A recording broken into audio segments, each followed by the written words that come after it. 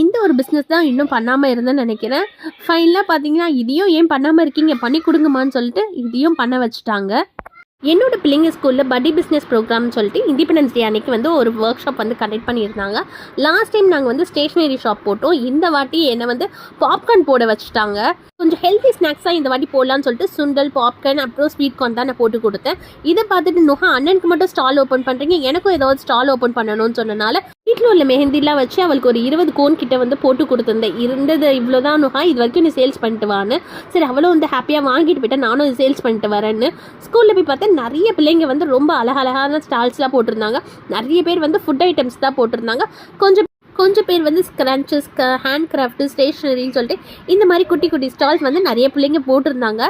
இந்த மாதிரி ஒரு சின்ன வயசுலேயே வந்து பிள்ளைங்களுக்கு பிஸ்னஸில் வந்து எப்படி வந்து ப்ரொமோட் பண்ணணும், எப்படி அதை மோட்டிவேட் பண்ணுற மாதிரி இந்த மாதிரி ஒர்க் ஷாப் வந்து கண்டக்ட் பண்ணது வந்து ரொம்பவே சூப்பராக இருந்துச்சு.